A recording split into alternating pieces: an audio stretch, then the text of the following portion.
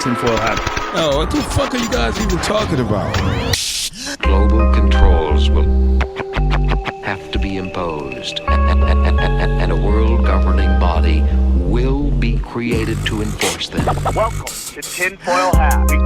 We go deep, homeboy. Aaron, open your mind. Drink from the fountain of knowledge. There's lizard people everywhere. That's some interdimensional shit. Wake up, Aaron. This is only the beginning. Dude, you just blew my mind. Are you ready to get your mind blown? Good morning, Swarm, and welcome to Tinfoil Hat. You know I am. You know I'm here to do. I'm here to Rock. join me as always, Xavier Guerrero, and on the ones and two, Jay Nice, Juicy Johnny, Johnny Woodard. How are you guys?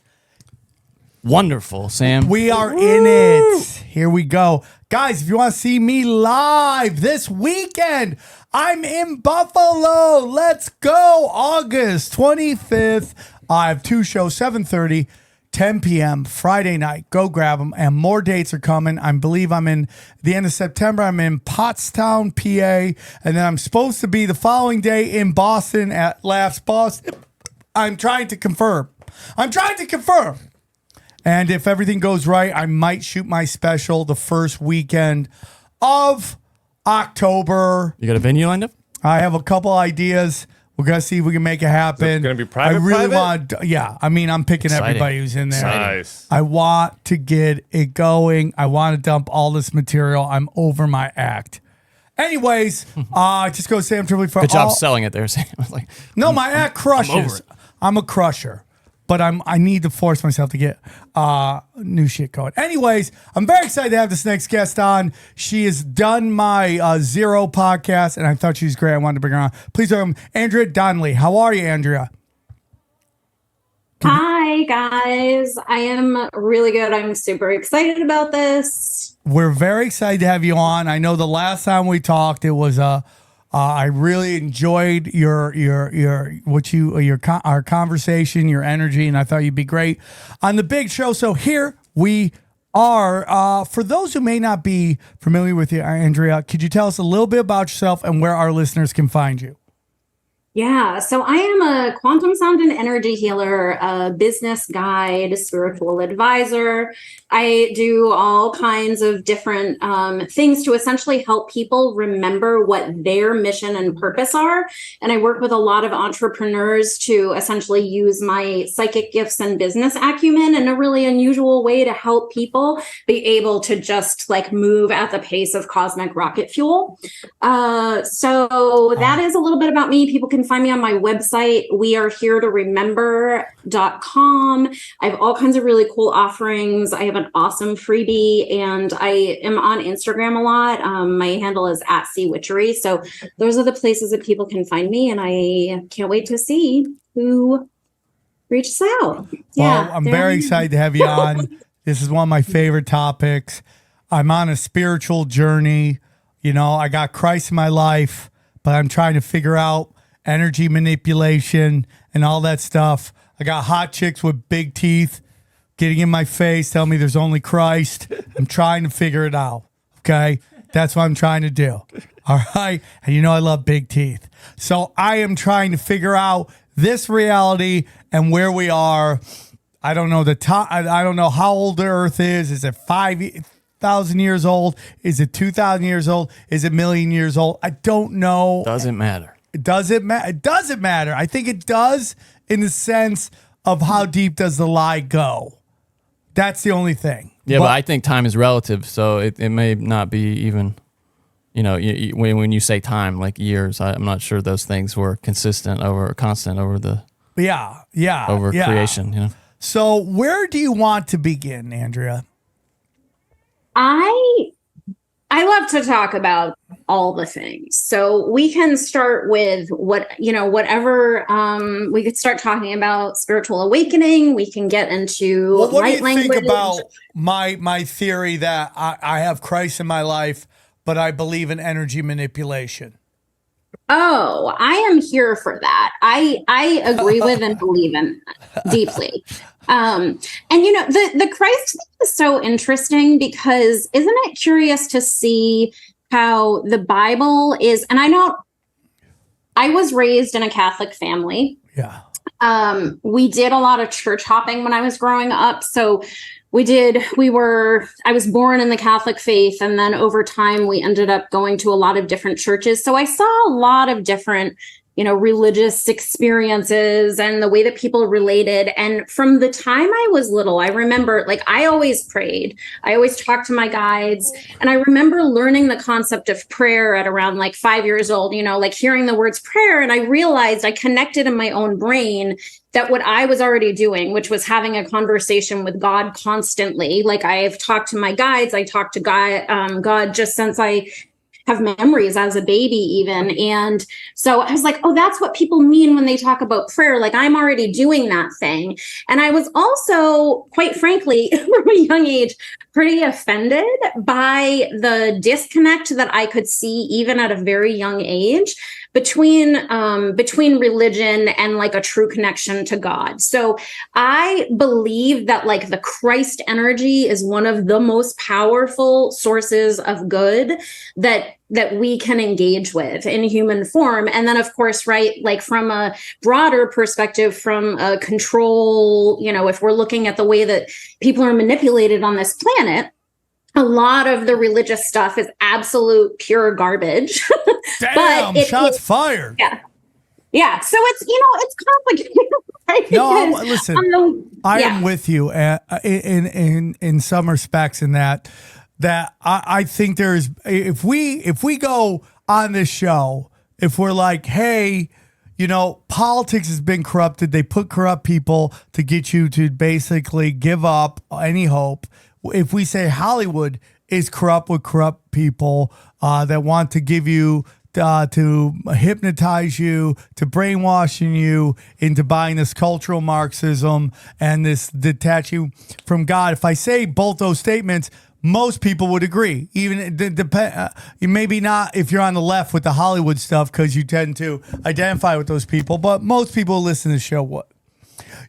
So I go, because I'm on this real kick right now that Switzerland is the center of a lot of the power based on all the organizations that are there, and that they have these kind of I don't know what to call them, outposts or centers of commands that cover different aspects of control and military, religion, and money. And so, so we get into what does the Vatican represent? And I think there's been a concerted effort, a purposeful effort to detach us from God. So when you say there are a lot of stuff in religion that is what your term is garbage, there is something to that. Now, this is not anti to anyone's religion. This is no. What are we talking about? I mean, when you look at Islam, and again, I have no problems with Islam, but if you look at, everyone's got to trek to Mecca, and what do? They go around a black cube. That to me is what are we doing here? And when we see what the House of Saud represents and how they can manipulate golden rules, only Muslims can go to Mecca unless the House of Saud wants to invite you. And that's where we get into Chris Bremer and, the 19 hijackers and all that stuff. So, and we can get into Judaism as well, and what the Talmud is a book introduced later on, what it represents and all that stuff. And so, we've had Jews on here talking about Hebrews on here. I think that sounds less forceful if you say Hebrews. We've had some Jews on here. They've talked about stuff that's in the Talmud, and they're like, we were just joking. I go, it's really weird. So there are things that we will identify as, I would say, you call it garbage. I would say it is concentrated efforts to detach you from God, for sure. I mean, we know money and power. Where there's money, where there's power, there is corruption and there's conspiracy. That's just where it is. And very few things over the history of time have not been molested by these dark forces who are trying to get you to detach from God. And we talk about it here all the time. The farther you get from God, the more your anxiety goes up, your depression goes up, your sense of hopelessness goes up, your health goes down. your mental stability goes down, all that stuff.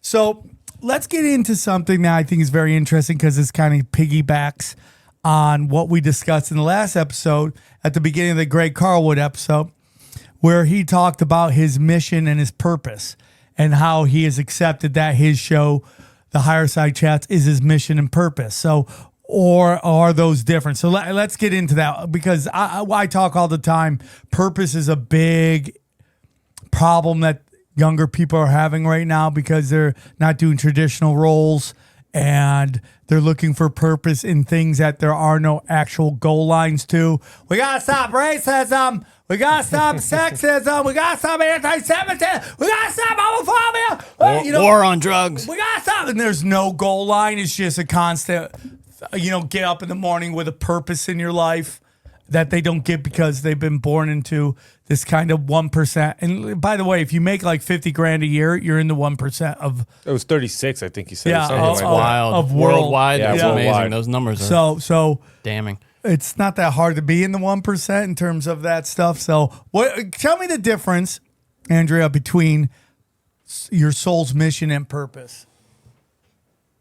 The way that I perceive them is that, to me, the biggest difference is your purpose, in my opinion, is more about like how you move through your entire life. What are the things that really light you up? What are the things, like the way that I imagine purpose is also very much about the gifts that your soul was created to hold, like the energy that your soul was essentially created by God to experience and to contribute. And so it's big. It's like the really, and your mission is big too. But to me, there's more of a distinction. Like the purpose is more like those energies that potentially follow you, those gifts, those really unique things that are about you and what you were created to experience and share with life everywhere. And then the purpose. So you're saying the purpose, your purpose is your journey? Is that what you're saying? What a purpose is? Like your purpose is, to me, the purpose is like the long overarching multi-lifetime, like what your soul was like born to experience. Okay. And then your mission, at least the way that I read these energies, when I think about mission, I think about more like boots on the ground. What did you come into this human body to do, to contribute? So it's still about the contribution, but to me, the mission is like a real, like right here, right now. Okay. What did you come into your body to do? I get what you're saying. Yeah. I get what you're saying. Yeah. So if I'm James Bond, my purpose is to fight international crime. That's my purpose over my lifetimes. My mission is specific to I have to protect the super hot young queen who enemy forces are trying to kidnap. And each time, each mission, okay, and that could be each lifetime, is its own mission. Yeah. There we go. I start to understand that. Wow. I start to understand. Yeah. Yeah. That's what I get. That's what I get from that. And I think that is interesting. And I think that, it's like, I think our purpose in this realm is, and there's so much to get into that, just that whole discussion of who created us, what we're about. When I read people and they tell me, when I read books and they tell me that to understand, nobody can understand God. Nobody can understand God because God is so beyond our capabilities. Just the thought of like, okay, who created God? Like that is how our brain is wired. A watch infers a watchmaker, right? But the concept of God is so beyond that. God has always been there and we can't compute that. And who is God and what is God? We can't compute that. Like stuff. infinity. Can't compute infinity. Yes. Like I can't understand like how much what forever means. It's the essential miracle of this every existence. Is that something came from nothing at some point. Yes. and not that's not even necessarily the truth either. It could be there was just always something, and that's the you other can't thing. compute that. You can't, because the logic of this realm says we're limited, there was a day where that wasn't there, and then the next day it was here. And that's the Big Bang. That's where, doesn't it go back to Big Bang, because they needed something to happen. Well, yeah, you can't just say that's the miracle. you can't just say it's been around for forever. They need a day where, like, this day the bang happened, and from there on, we're here. Time is a flat circle. That's could be. It's so weird. You can't compute it. So for anyone to tell you what God is, I think is you should always be skeptic of that. Now, I'm not saying you can't believe in God, but to me, it just seems to me like this thing is beyond our understanding. Are you think you're supposed to understand it? Do you think if God could, you think He doesn't want you? He's like, don't worry about me, just live your life, type of thing. Are we supposed to understand it? I don't know. I think so, because we all seem to have this drive to connect with Creator. Well, if you get, and Andrea, jump in at any time, but if you get to this place where your devotion is to God, and I try to get as close to that as I can. I'm not perfect. You start to want to understand this entity that you have dedicated so much of your journey in this realm to. Any thoughts on that?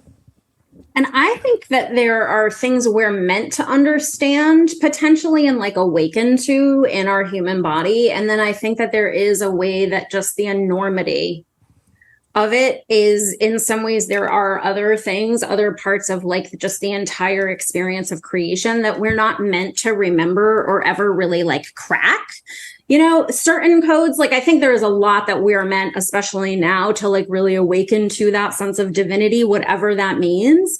But I do feel like there are things about it, like there is an existential enormity, which can start to feel really overwhelming. Like I have always talked to God, as I said, from, the time I have memories. I remember being a baby and like talking to my guides, seeing them, communicating very deeply with the divine.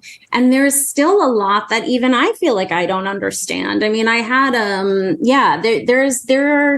there are some mysteries that I think are not meant to be like fully understood from the human perspective. And then obviously, right, the big call for now, because everything also in so many ways, is two halves of the same coin. We are right now, like the time that we're all moving through, it is time for all of us to remember that our spiritual gifts, our connection to God, it doesn't matter the lens through which you view spirit, God, you can call it whatever you want, divinity, source, we have all kinds of different words.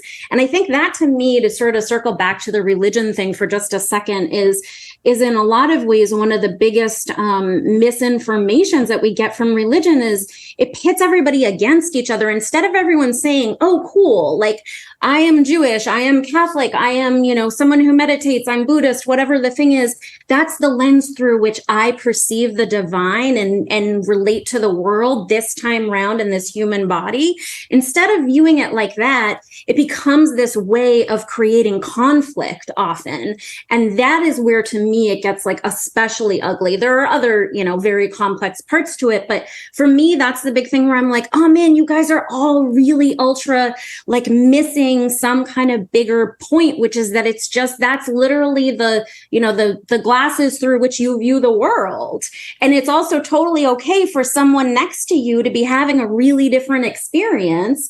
And whether it's being part of another religion or having more of a spiritual journey or not, having no interest in any of that, I think that to me is like one of the complex pieces that we are really unraveling now as a collective, right? Is to remember that it's just a way to experience life. And it doesn't make you better than someone else because you're Christian or, you like read this book. No, I agree on that. And that's a big, there's just so much out there that's just trying to pit us against each other. Hey guys, real quick, I want to tell you about our friends at Fume. Cold turkey may be great on a sandwich, okay? But there's a better way to break your bad habits. We're not talking about some weird mind voodoo from your crazy neighbor or Xavier Guerrero. Okay. What we're talking about is our sponsor, Fume. Okay. And they look at the problem in a different way. Not everything in a bad habit is wrong. So instead of a dramatic, uncomfortable change, why not just remove the bad from your habit?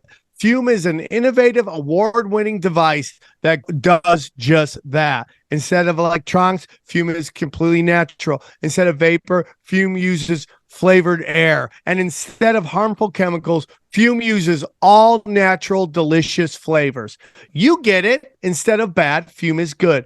It's a habit you're free to enjoy and makes replacing your bad habit easy. Your Fume comes with an adjustable airflow dial and is designed with a movable parts and magnets for fidgeting, giving your fingers a lot to do, which is helpful for de-stressing anxiety while breaking your habit, okay? Stopping is something we all put off because it's hard, but switching to Fume is easy, enjoyable, and even fun. Fume has served over 100,000 customers and has thousands of success stories, and there's no reason that can't be you. Join Fume in accelerating humanity's breakup with destructive habits by picking up the Journey Pack today. Head to tryfume.com and use the code tinfoil to save 10% off when you get the Journey Pack today. That's tryfum.com and use the code tinfoil to save 10% off your order today. There's this guy on the internet, I forget what his name is, but he's like anti-Zionist, and he posted this video. He posted this video on Twitter, and it was a hot Israeli chick talking to a puppet about why Jews hate Christians. And it was just like, it's so obvious that is just created to cause conflict.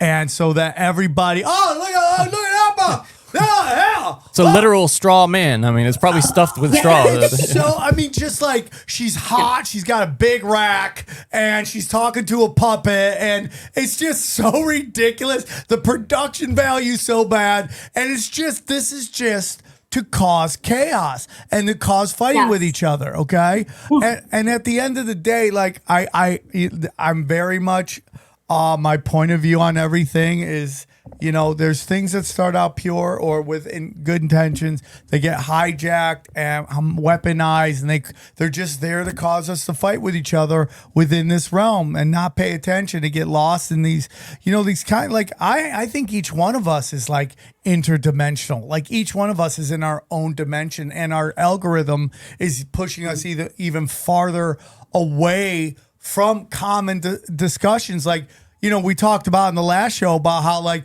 you know, Jimmy Kimmel and Jimmy Fallon, all these guys, they're all not on television. Nobody misses them. And I go, you know, like Johnny Carson represented a time where everyone tuned in to hear what he had to say. And those days are gone. And as much as some people can say negative things about Joe Rogan, and I love him to pieces, but like there will be a time where there will be no Joe Rogan experience. And then where will the collective go to hear alternative views on stuff?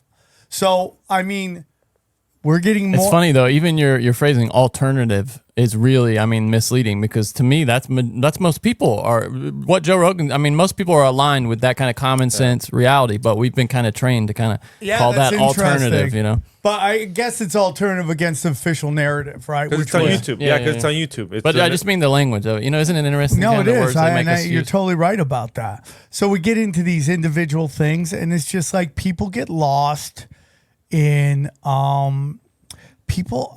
You know, again, it goes back to, I guess, what I've been calling purpose. You believe is mission. It's like people have to have a mission in life, which is their purpose. For me, in this go around, that they have a reason to get up in the morning. And so much of this stuff is just like, it's all sorcery, man. And they just keep falling for the sorcery of this reality. Your Zoom, I think you might be muted. Oh, can you, there we go. Sorry. That's all right. Isn't it kind of fucking surreal how much they still use those binaries, right? They're like black and white, gay and straight, this and that, red and blue, do. There's only two choices. And they use that idea of like, it's us against you and you against them and And they definitely, right? I know we talked about this on the, on Zero, and, you know, you guys, I think, do a really good job of like calling this out through the work that you do, through your, you know, collective and individual mission and purpose. But it is fascinating to me because I'm like, guys, like, we literally have to stop this game of looking in every direction except up or down. You know, the way that I feel like if we think of just like the sort of flatness of the narrative, like it's just, there's this way where so many people are absolutely waking up, and it's really cool to be alive during a time when it feels like there's such a, you know, rebirth, golden age, whatever we want to call it. And then it is amazing to see how many people continue to bury their heads in the sand and just deny, you know, we know that like we can go down a million rabbit holes about conspiracy, but if you just look at what's on paper that's like verifiable, you know, I mean, the things that our government here in the US, the ways that we have been messed with that are very well understood and are not even quote unquote conspiracies, and just still the way that some people like continue to be like hooked in by that, you know, by these narratives, by this idea that essentially like the problems are coming from other people as opposed to a much bigger, perhaps multidimensional and galactic level of interference, which is really different, right? And so of course they want to keep people in that, but it does feel like it's time for people to be like, oh wow, like there's more than just two choices, right? There's like a billion ways to live and to experience the world. I totally agree with that.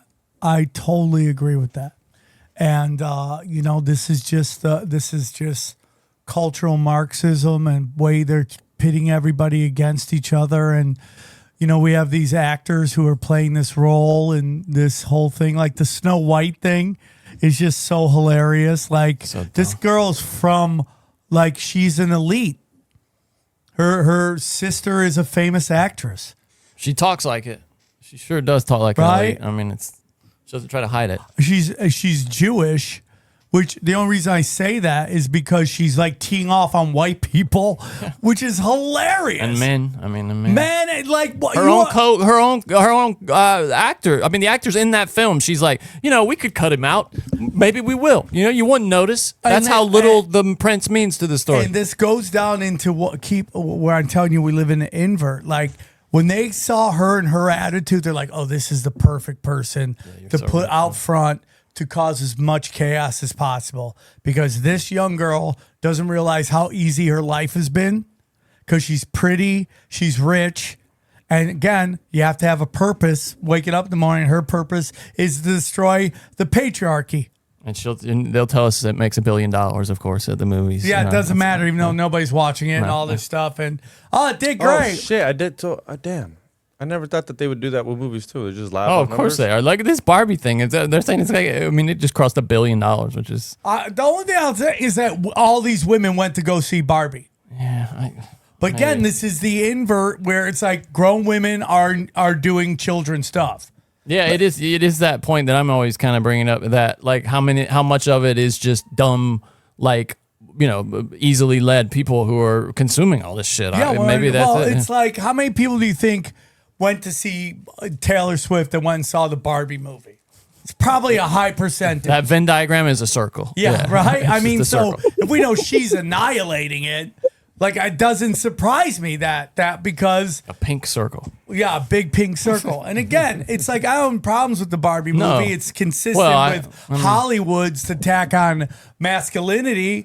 But at the end of the day, you know, it's just like, it should be a kids movie. 1.18 billion at global box office. It should be a kids movie, and they turned it into a fucking, hey, let me go dressed up with my tits hanging out. Yeah, dude, there were people like Halloween with strollers there with their little kids, and I mean, there's an MFer dropped in here. It's kind of bleeped, but some kid in the crowd goes, "Oh my god!" Like, in this showing I saw. Well, you said this the other day. There's no G movies anymore. There's none. Yeah, There's I none? don't think I said that. Where are the G I mean, movies? yeah. Maybe they go right to Netflix, but which seems crazy. But let's get back to the conversation. And you, as a woman, can push back on any thoughts Please, we yeah. just said about the Barbie movie and how it's been hijacked by 20-year-old, 30-year-old women when it should be a kid. Like Halloween is the exact same thing, where grown women try to act like I'll fucking. tell you what really chapped me about the Barbie movie was watching too. I mean, aside from the fact that to all of you, to the point of it's a kids game, and it sounds like it's not the kind of movie. I haven't seen it, but it sounds like it's not a kid. Like, to me, people are bringing kids to this movie too, that is like getting into conversations that are perhaps beyond what is appropriate for kids. And there was, again, I haven't seen it, but of course, like, I am aware of culture, and I have seen quotes from It's America what you think it is. It's exactly what you're imagining. The speech that she gives, I have seen that like in print and read the speech about what it feels like to be a woman. And to me, the way that they position that, right? Again, it's like they make everyone such a victim. And of course it's complicated to be a woman, right? Like, we know that. I'm not dismissing that in any way, shape, or form, but it's also not impossible. It's fucking cool and magical and beautiful and fun and awesome. And there are things about it that are so good. And the way that the way that it seems to me, just to like see people's reflections on it and having read, people's reactions to it, again, it's like that inflammatory energy of us against them, of like women against men and all of this. And it's like, guys, we all need to really come together and like stop that bullshit, essentially. Yeah. So I was looking it up. It was a PG-13 movie, and if it's supposed to be for adults, why just not go straight rated R and Because make it whatever you want, or make it PG and make it for kids? It's like in the middle where you can like confuse kids, and the parents bring the kids because it's like, what's in the middle? Because a rated R, a lot of parents were like, it's rated R, you're not going. Period. Right. That's why. And they've been doing that forever. Like, I forget what movie Steven Spielberg, who was a complete scumbag, just battled to get it PG-13 because they knew if it was R, it would be the profits, not to the movie, but to the profits of the movie. Right, because that movie, I mean, if you want to make it rated R, I think it would be more like an adult movie, more fun, more like, oh, look at the jokes, it's more for us. But it's in the middle where it's like you're not pleasing anybody. Yeah, well, no, you're pleasing a lot of women. Well, yeah, it's like 18 and over loved it. Yeah, but you don't think it'd be better if it was straight rated R? Hold on. This movie is a great representation of just society. Men make the rules of business. Women make the rules of society. It goes back to hunter-gatherer, okay? Men went out and hunted and put their lives on the line while women sat in the village and did all that stuff to create the community. And the way they operate is how society thinks. It's just the way it is.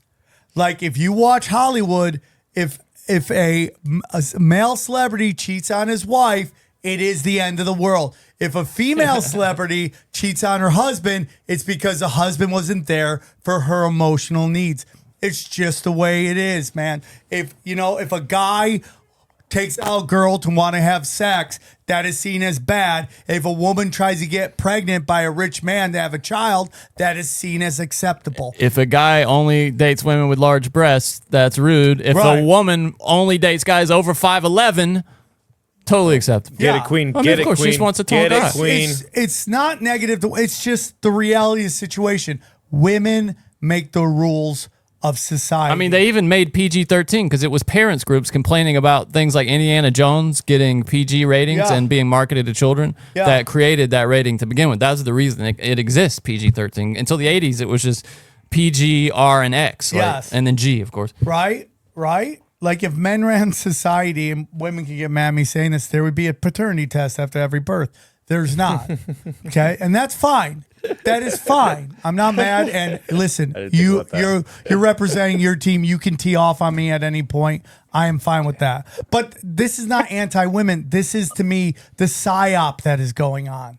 This is the psyop of creating gender wars, which is Marxism, and it's just the way it is, and that they wanted that movie to be PG-13 so they could get kids, but also adult enough that adult women who tend to have the most what's it called when you have enough disposable income out there more. This is the genius of it, and it went perfectly according to plan. Any thoughts, Andrea? Yeah, I think that they definitely, I mean, gender, just like all of the other, things that are used to pit people against each other. And it does to me, that's like when I'm good at like feeling into the energy of like what is really behind something. And that's exactly it. This is another way, in my opinion, of, Hollywood, what have you, whatever, like our systems of culture and entertainment, really trying to inflame people. And also, she doesn't she doesn't end up with him at the end. Is that kind of how it like plays out for anyone who saw the movie? Sam, how does it end? Does Ken? What do you think I went and saw that movie? Well, it ends with the women taking over Barbie Land again, and the guys, learning their lessons. Basically, that's how it ends. Don't they make Ken like the janitor or something like that? Yeah, of course. I don't know. Yeah, I mean, they dupe the guys. The guys are all idiots. They get duped, and then in the end, the guys learn their lessons. Yeah. Yeah. That's how it I ends. mean, dude, there's this. Was I telling you? It's like Lioness. It's like some show on Showtime, or I don't know where it is. Dana found it, but it's like Lioness? It's like a wife model, hot chick. She's the green chick from Guardian of the Galaxy. But she's like Zoe Saldana. Yeah, and she's just a kick-ass action hero. Yeah, she weighs 105 pounds. 85 pounds.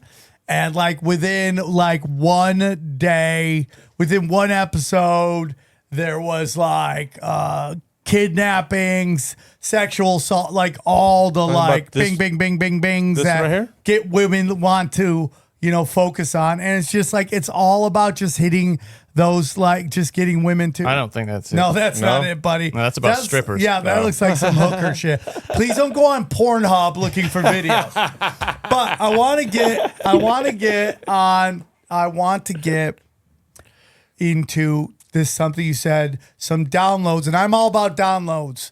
Johnny doesn't think I'm psychic. I'm 100% psychic. I get downloads. I have feelings. I believe you think you are. Okay. But the point is that I do believe that's why this show has done well, because I go by my gut and what people think. So I believe that, we do receive downloads. Like in comedy, I get downloads in jokes. Jokes will come fully formed. Well, that's different than being psychic.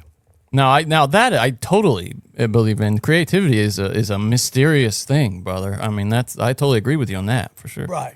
But there's just That's things not psychic. I've had conversations with psychics on how I think they go. That is psychic. Anyways, the point is, I'm not going to argue. Psychic told you something you like to hear. Wow. Okay, Johnny. Johnny's ornery today. So let's get into it.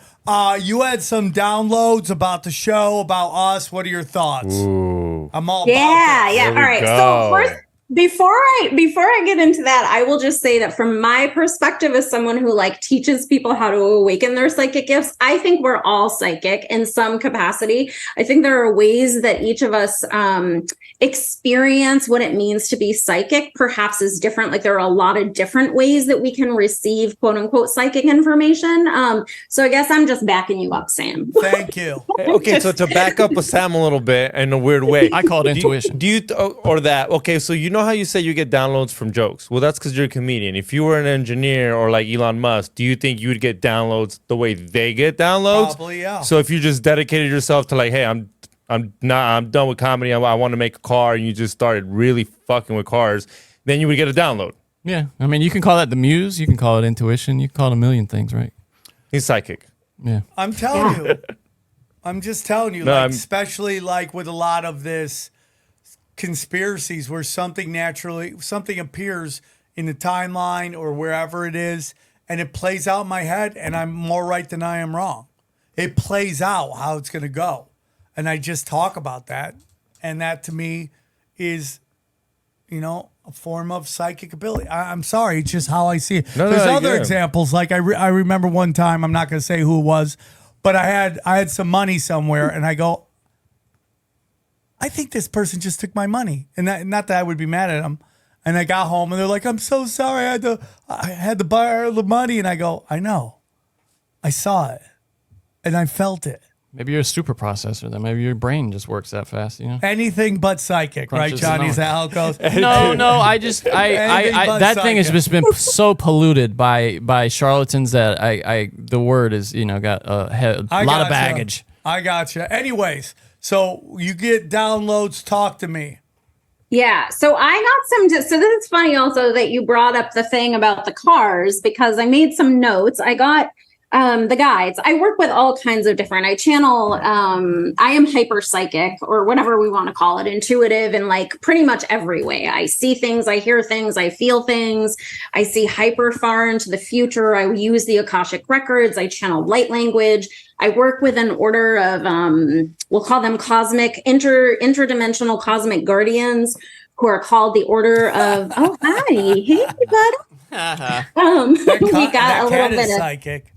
animal medicine in here. Cats are so fucking psychic. I've talked to animals since I was little. It's pretty wild just the way that I receive so much information. And last week I got a really cool, we'll call it a download, about all of you. And it's funny that that cars just came in, because I jotted down some notes, and essentially what they showed me, is that you are all basically cosmic battery chargers, if you will. So like, if you imagine the energy of bolts of lightning, they showed me I saw two different like ways that you all essentially travel. I think you've done things similar to this in other lifetimes, like with each other, holding this energy of helping wake people up in such a massive way.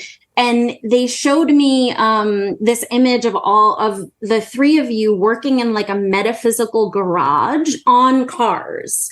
And the cars were essentially like stripped of all of their parts.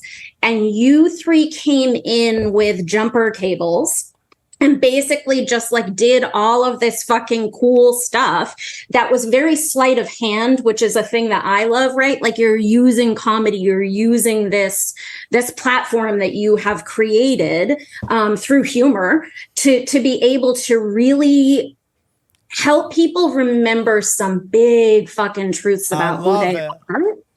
In a way that is like so beautiful, because people, like, obviously a lot of people know you guys get into spiritual stuff, right? Like a lot of people come to the podcast through that, but you also appeal to a very broad audience of people who through soul agreements, essentially, right? Ooh. Like you guys agreed to be like, we'll fucking come in with our cosmic battery charger. And so they showed me that image of like a garage as one way of perceiving the information. And then I could also see it's like, just different ways of articulating the same thing. They also showed me an image of all of you in like an ER as like a surgical team, doing something similar, like using the paddles. What are the thing when like, yeah, what are they called, Johnny? Defibrillators. Yeah. When like someone needs to have their heart restarted, that like you guys would like sort of swoop in and be like, we fucking got this. Like, yes. Last minute, we're in. Is Xavier always illegal? Is he always illegal? You can't be a doctor and be illegal. They're not gonna let some illegal work Bring in in the doctors, even the illegal ones. That's how bad they needed doctors in that realm. Well, what's interesting, and I want to hear the rest of it, but it's very interesting because both of these guys kind of showed up in weird ways, right? Like Johnny was a fan of Punch Drunk, and he's like, I want to help you guys. And then next thing you know, we're like, come out to LA. And then he moved to LA, and we've been working together ever since. It was actually you I heard first on Rogan. Yeah. And I found Punch Drunk from there. Right? Isn't that weird? And then Xavier, the old host, just quit on me one day. He had one of those, I'll show you can't do the shows with me. And dude, by the way, that's famous last words. I'll show you can't do the show without me. And then We're like, okay, we're gonna do the show without you. And so I was struggling, and then Xavier just came up to me at the Comedy Store. He was like, hey, I hear you need a co-host. Like, I won't talk that much. And I was a fan. Yeah. And all he said was like, I need some work. And I honestly didn't even think he's gonna let me on camera. I thought he would just be like, oh, you want to do some graphics? And then he's like, be here at 1:00. So it's funny how both of us just hit him up on like the Instagram. yeah, it was kind of weird, right? I mean, like, it is weird how it's bang. I do believe we run. I love it. I do believe we run with Cosmic Gangs together. I really do Yeah, you believe do. that. Like, that is the one thing. It's like, I do believe we live multiple lives. You say that about your kids. You say that you feel like you've never not known them. And you're like, now you're like, it's dude, the like, just weird. weirdest Yeah. shit, bro. It's like, once you have kids, you're like, I have known them forever. I didn't have my kids till I was 47. And I'm like, I don't remember them not. Every memory I have, even as a child, their presence is there. That's crazy. It's so weird. Wow, that's surreal. Yeah. It's very weird. It's Yeah. very weird. And I'm very thankful. Like, if you tell them stories, you kind of just tell them like, do you remember we were there? I know you don't, but like that, but you kind of feel like you were there. Do you remember when that happened not to that me? they're in the memory, but their presence is felt. It's an energy thing, right? Like, I've known them forever. I understand that. I can't imagine not knowing my family. You know, when I think about that. Now they're becoming people. It's so crazy, Oh, bro. she called him the other day. I heard a conversation and it was like people, like Yeah. people conversation, like A you just said. 3-year-old. My daughter's 3 and has full conversations with Yeah. people. And she rapped for the first time. She rapped? Yeah, she rapped water with farter. Props on that one. Yeah. That's a good one. I'm very excited. That's not even so- basic. That's like a second level rhyme too. I mean, when you think about it. You better start that record label now. Dude. So I agree. Again, this is my Christianity, Christ, getting into mysticism and all that stuff. And this is, you know, and I know this, I love that people are going to come up to me at the show, and I love it, and I'll never get mad at it. I'm open to it. I'm on my journey, as many of us are who are either on the show or listen to the show. And there are no wrong suggestions, okay? And I'm open-minded to it all. But if I'm going to go with my gut instinct, and so much of my life is based on my gut instinct, that we live multiple lives. And when you say that we're a battery, you know, that fits into my whole belief that what transhumanism is about, you know, trapping us here so we can't ascend, and just we're batteries for this realm to keep it going. I think it's entirely possible that we are living multiple lives, but we're living them all concurrently. They're all going on in other dimensions right now. Rogan's been talking about that right now. Well, you know, it's almost like a book. I say it all the time. A book is like up this, and any part of the book that you flip to is that moment at that time. Yeah. Yeah. And I always see, like, when I always see, quote unquote, communicating with spirits, my guides, whatever, that time is circular. That we think when we're in human form that it's this really linear experience, but it's actually a very circular experience where things are happening very simultaneously, whether it's parallel lives, whether it's past lives, future lives, lives in other places, that everything is happening a lot more concurrently than we understand. And one thing I heard Joe Rogan say, and the only reason I'm bringing it up because it resonates with something I thought, is like, what is the possibility of us living the same life over and over again until we get it right? Eternal recurrence, I think, is what they used to call that in the 70s, the theory of And I used to eternal think recurrence. about that. Like, if we're here to learn life lessons, you know, if you study video games, you always have to complete that level till you go to a new level. Yeah. And if it's a book, you just always go back to that same, and then you go, okay, last time you did this, this, and this time you got to do it better this time. And then you know how she says that time's like kind of like a circle Yeah. of motion? Is that why the Mandela effect happens? I mean, Because if it's linear, like you said, it can't happen. Timelines can't happen. But if it's all a circular, Well, there's an once in idea a too while, that you can get bumped into other slightly different dimensions. Yeah, from I your think own, that's possible. So, I mean, I've heard some people say that even you don't actually, or at the moment of death, you actually just kick over into one of these other dimensions, and you Just you jump in you just quantum keep leap going. style? But then my question for the people who say that, what happens when you get to the end? Like when you're 120 years old, then where are you kicking off to? You know what I mean? What if you get to an old age, you never complete your mission? But that's got to be a miserable feeling, right? I mean, old people are like, "Oh, kill me!" Right? I mean, like, maybe there's a certain point in which, like, I don't know, man. I'm just thinking out loud here. It's super interesting, and it's like, and you could talk about this for hours. yeah, that's why I love doing it. I me like too, this me is one too. of my favorite conversations, and I know it I'm with you. upsets people, but like, I don't know why. Why does it upset people? God, I sound like such a. I'm like, what? I mean, I know what you're saying. There are I people don't know. who are limited by the Bible. They think that if it's not in the Bible, it can't be true. If it wasn't explicitly written down there, that it's not true. But I mean, there's nothing in the Bible that says that. I mean, there is it ends by saying don't add or take away from the words, but.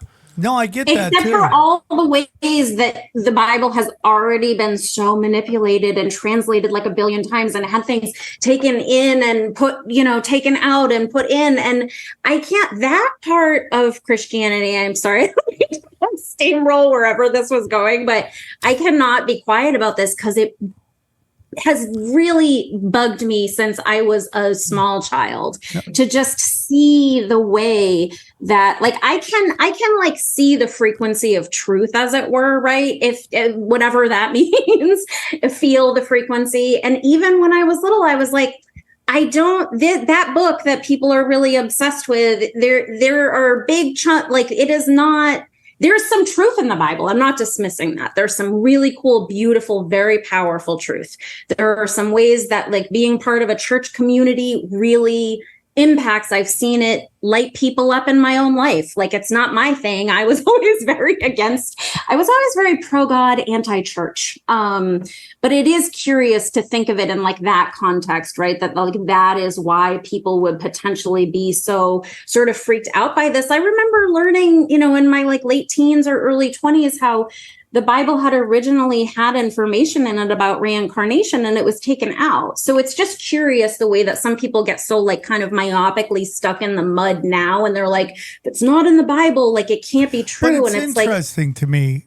And this is the only thing that, and I'm not saying you're wrong because I agree. There has been manipulation, but it adds to this kind of thing that like, why is Christianity the only thing that you can tee off in pop culture? Why can't anyone talk about the Quran? Why can't anybody talk about Muhammad? Why can't anybody talk about, and I'm not saying we should be. Hasn't ended well for the people who have. Well, I mean, but that's my whole thing. That's my whole thing. Is just like the reason I get into Jesus and because I go, why is he the only one of these prophets that are allowed to get lit the fuck up by all these assholes in Hollywood? Yeah. This is why. Like I asked this question. Now, what we're talking about is not fitting into that. What we're talking about is like, if there's a manipulation of Christianity, how deep does that manipulation go? So I was watching this documentary called Hillsong or something. It's they were trying to expose this mega church. Okay, some of the fucked up things they do is they play songs for these people and they try them out at these churches. And when they cry, if people cry and they feel like the gospel's there, now they run with that song all throughout the fucking country.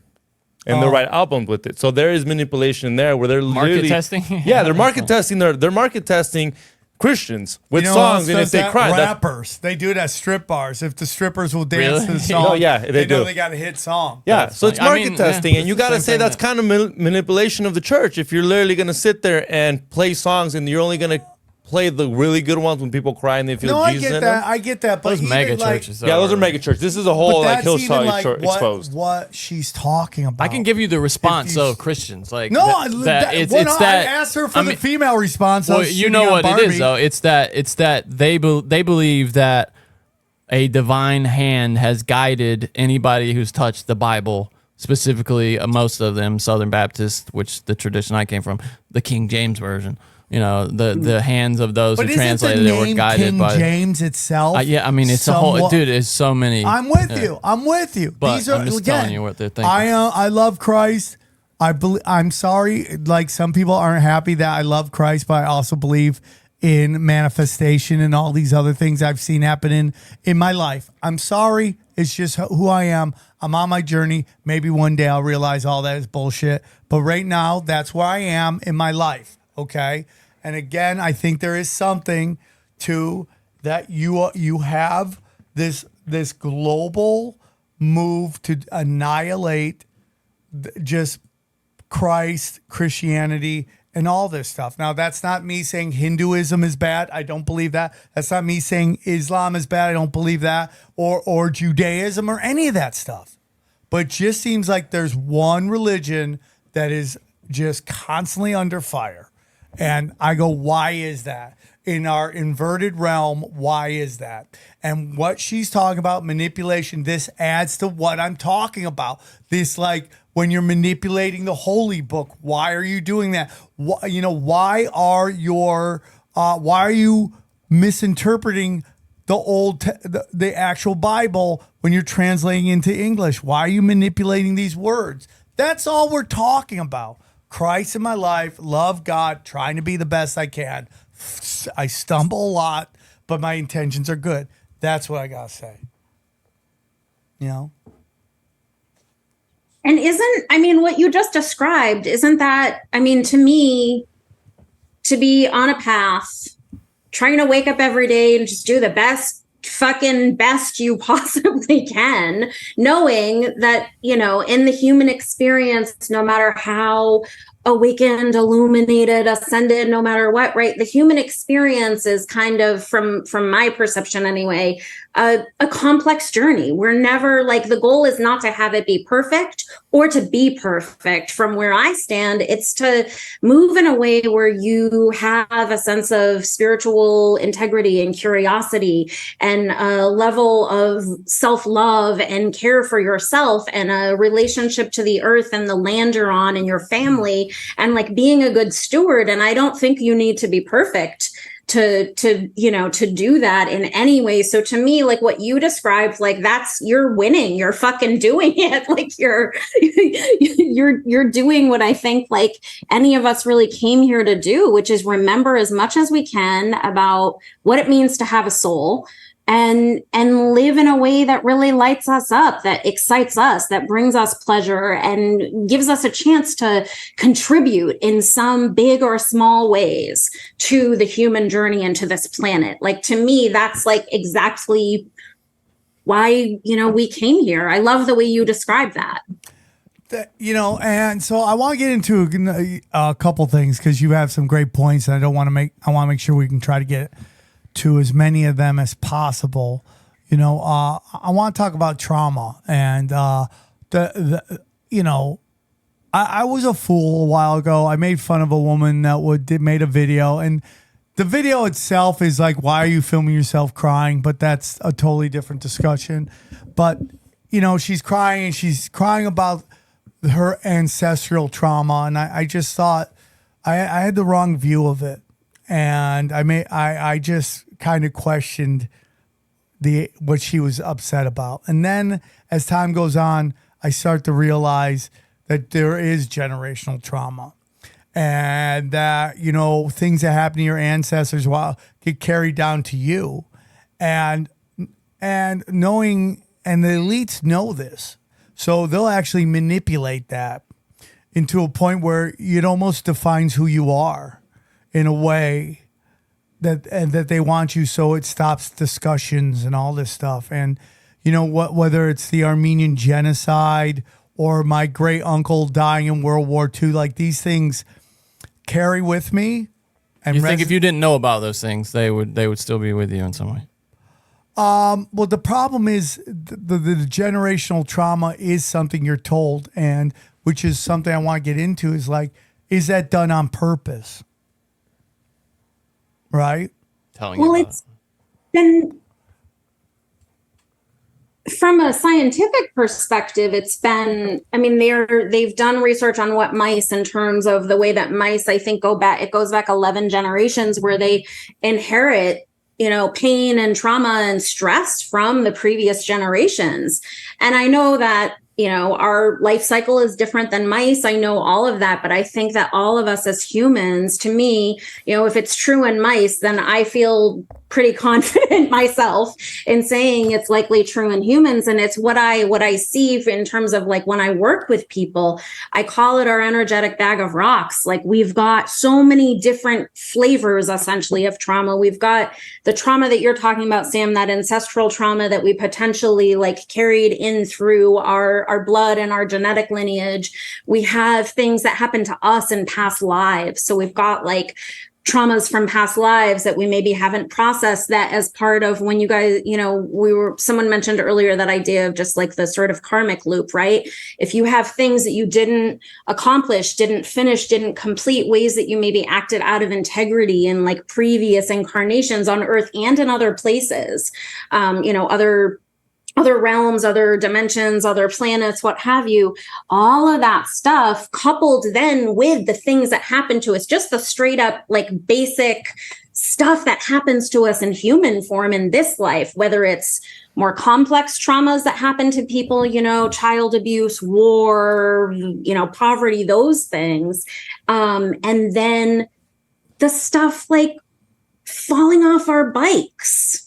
And it's like big and small things, and all of what I see in like quotes, we'll say from an energetic perspective, when I meet somebody, when I start working with people, I am shown this really surreal, very multidimensional expression of all of the threads of trauma that person is still carrying around. So like in your case, right, you have that Armenian the genocide trauma. That is heavy stuff. That is stuff that is impacting everyone who had lineage that went through that. And so we get called essentially. And I think like this lifetime for each of us is a real homecoming, a real call from God to say, listen, it's time for everyone to get really correct and just start to look at this stuff, feel those feelings. Like if you're a spiritual person, there are all kinds of different ways, there's energy work, there are Akashic records clearings, there's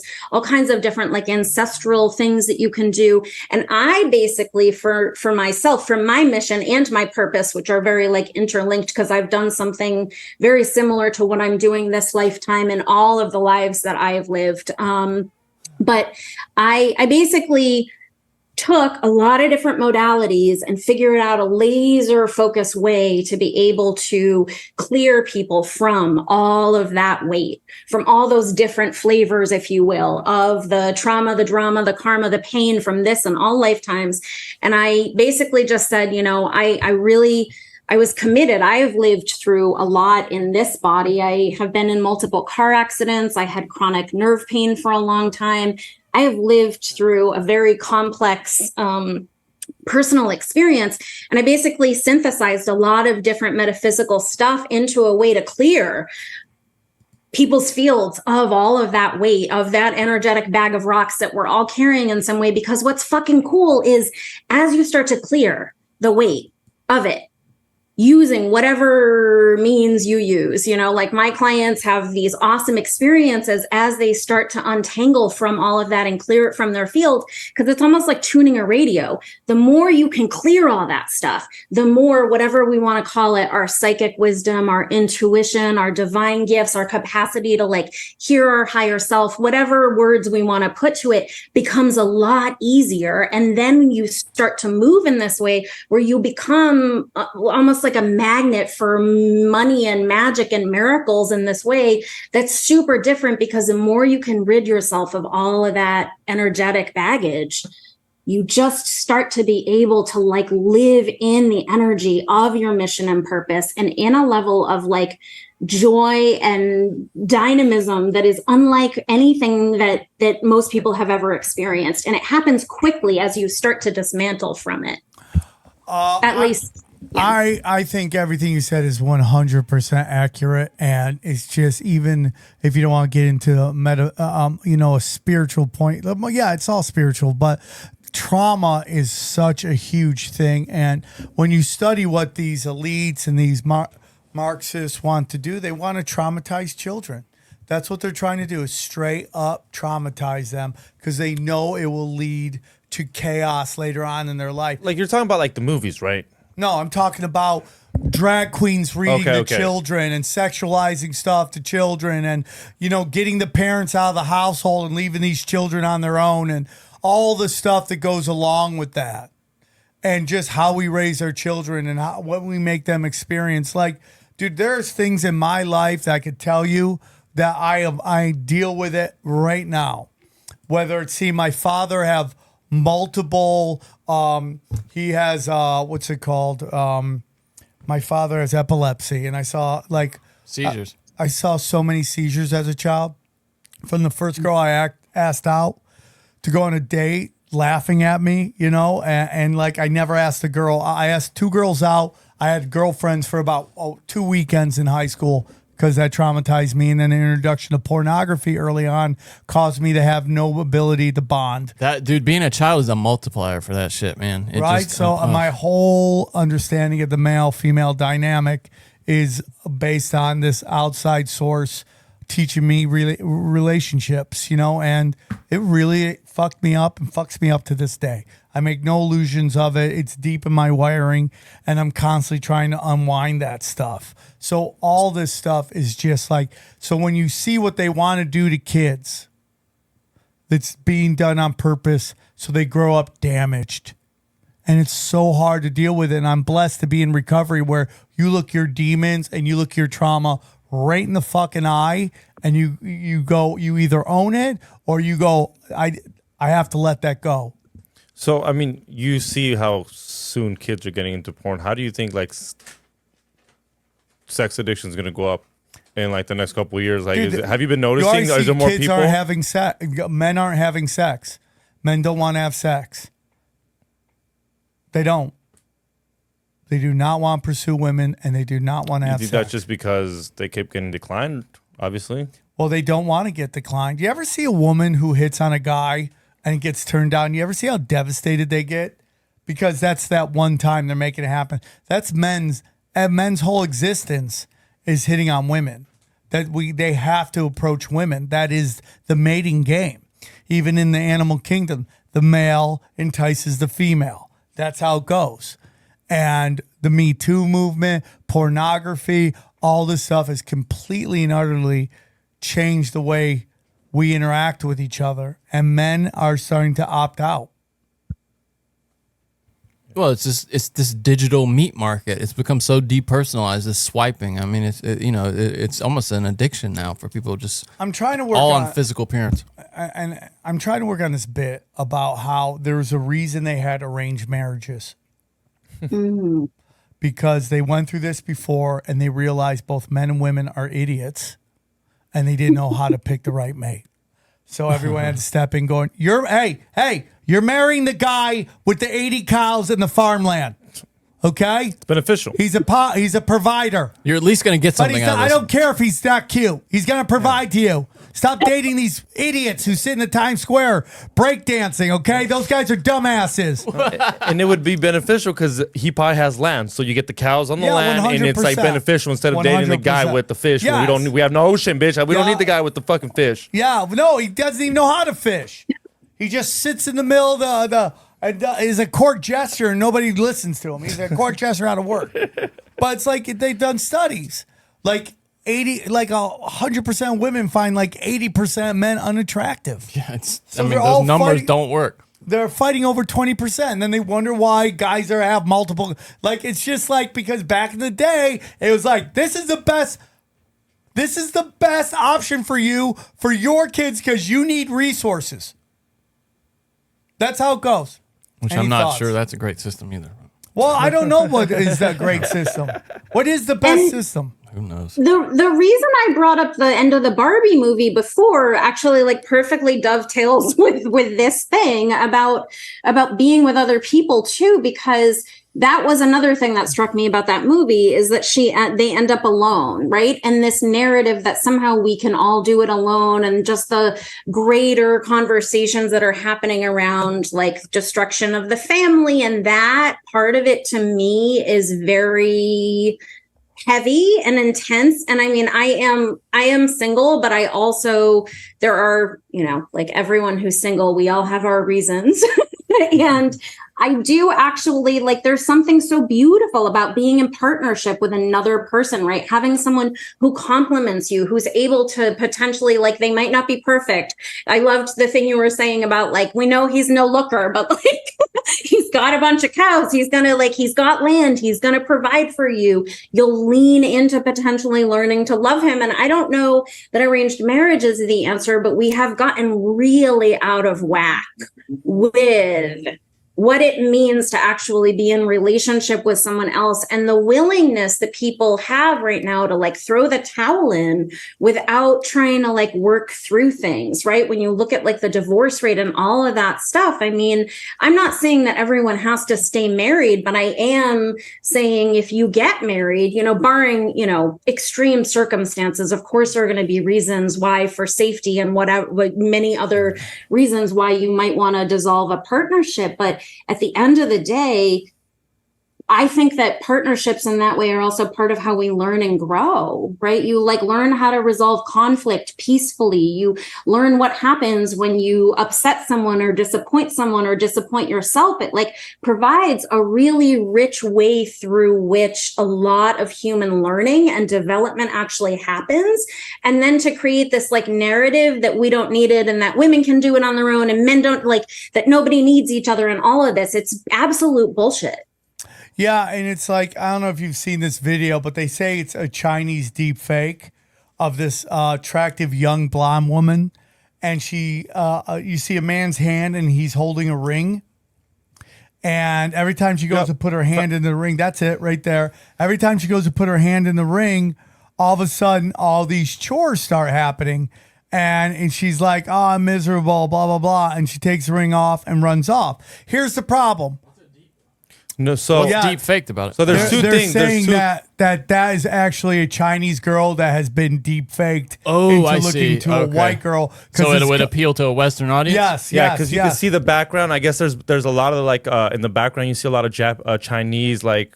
Oh yeah, look at that. A lot of marketing, a lot of Chinese marketing. Where you're like, why is there marketing if she's from? Because she looks American, and this is supposed to be for Americans. Fake every image, though. Yeah, that's crazy. Wow, it's a lot of work. And that's sent for who? Who do you think that was meant for? But it's to put into TikTok, so it gets in the American algorithm, and then it tells women, look at all the chores and all this crazy stuff you have to do when you're married. But what it also doesn't tell you is like, even if you don't get married, you're gonna have to do most of that shit. You're gonna have to clean your house. You're gonna have to do all that stuff. I'm single. I do it by myself now. Yeah, exactly. Sucks. But now you don't have companionship.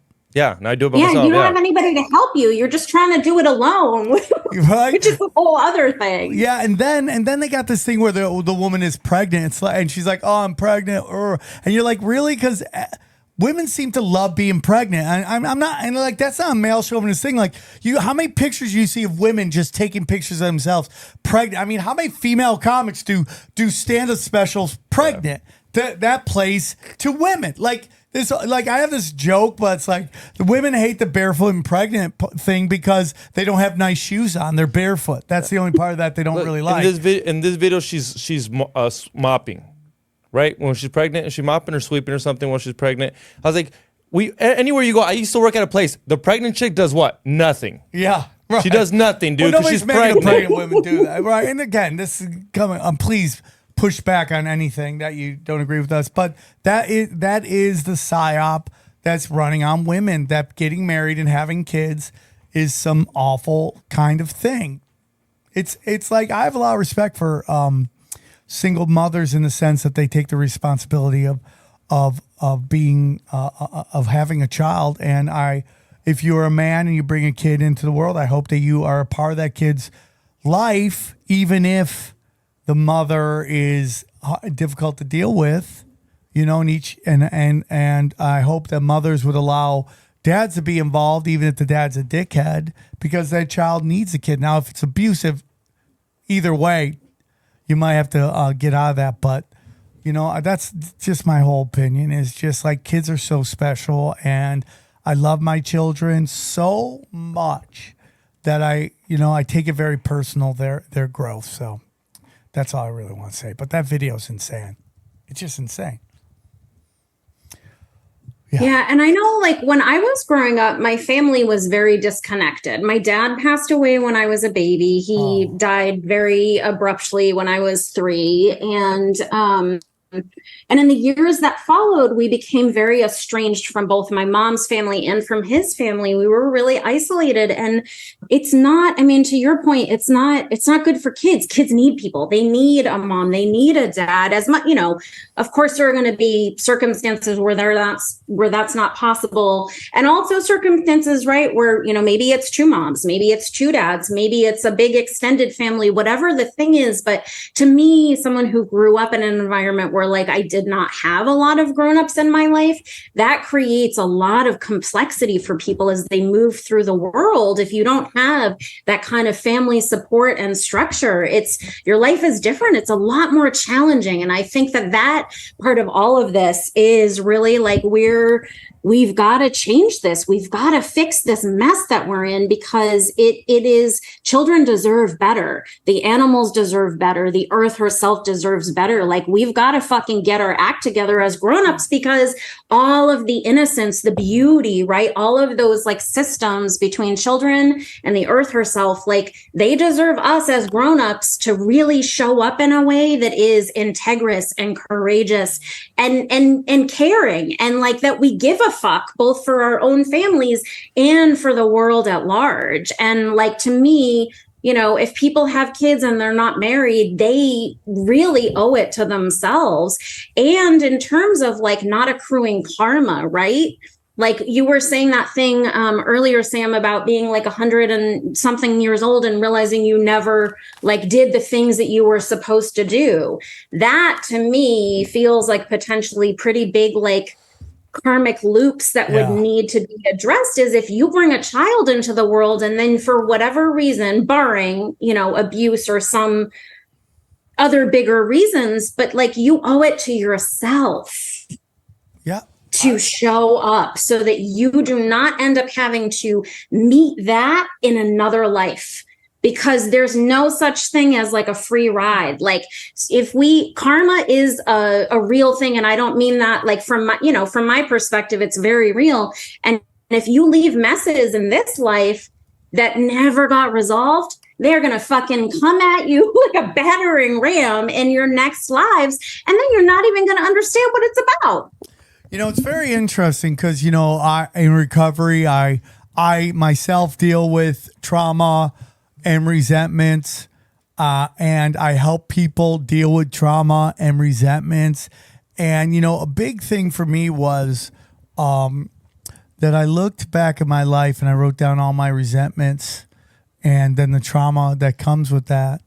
And then I realized that the one common denominator in all that was me.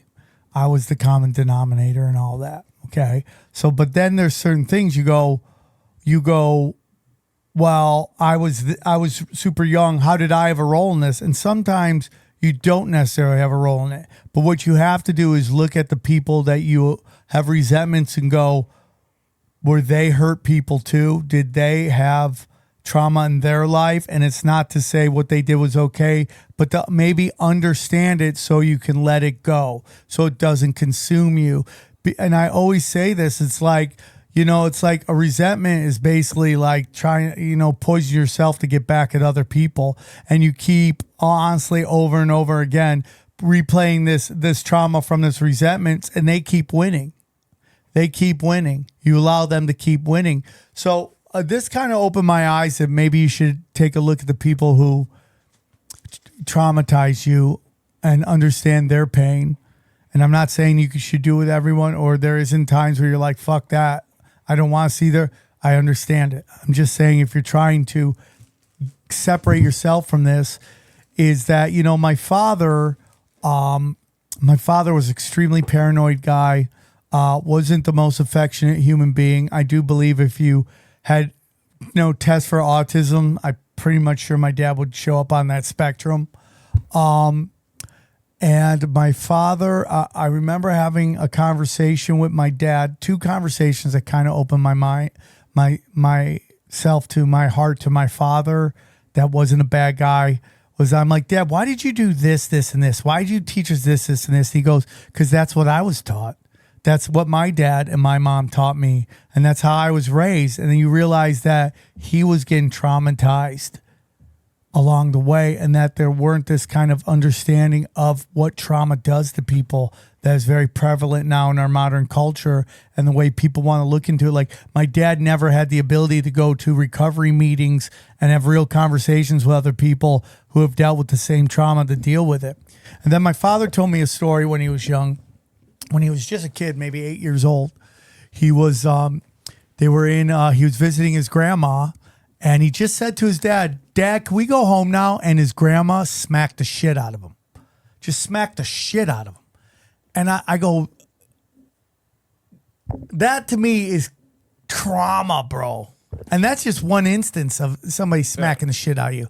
I remember my grandpa, when I was young, was like, I'll get the belt out and smack you. And I'm like, and I remember laughing because I was so detached. That was so far away from reality because we never got hit that I thought it was funny. But I realized that my father, that was a real reality to him.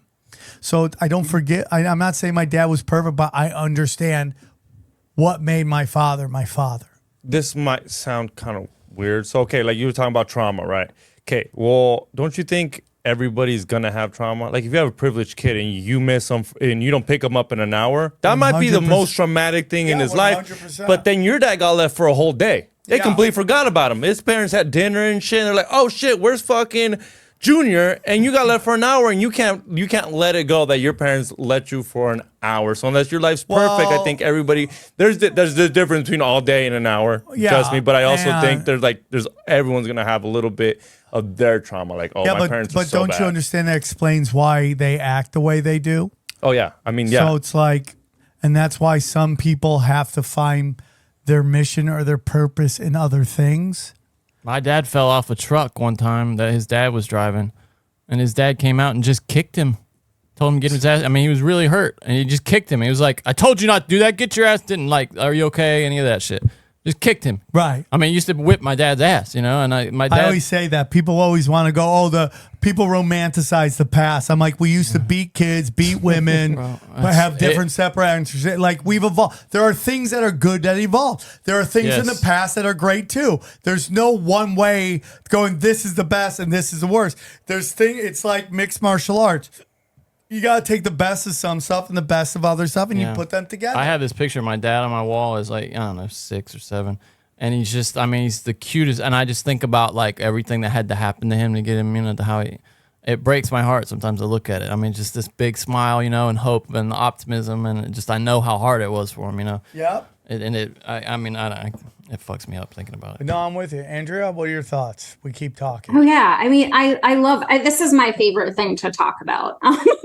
I love talking about this stuff because it's intense and it's heavy, but it is also how we are going to, in my opinion, really like heal as a collective, is to acknowledge that we are carrying around there's a lot of stuff in everyone's bag of rocks.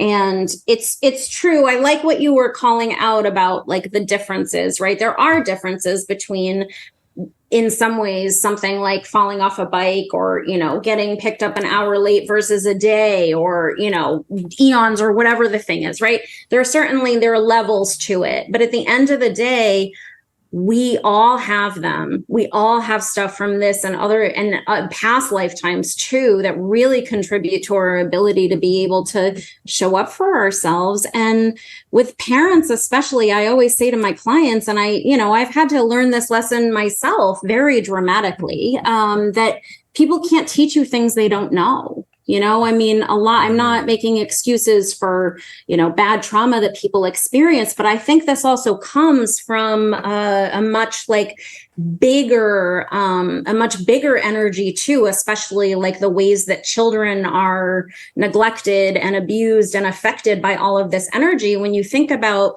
you know, the broader culture, I think a lot of that neglect and abuse and trauma gets like cycled through all of our systems, whether it's entertainment, whether it's religion, and it sort of like trickles from the top down, and then gets embedded in culture. And we don't even realize the way that so many people are just kind of like moving under this really heavy weight of unprocessed trauma and essentially just like repeating those patterns. And so it feels like a really big call to action for all of us to be like, I'm going to be the one who breaks that fucking cycle. Yeah. Like, I'm not going to be the guy in my, I'm going to be the one who ends that. And I end it today and I end it now.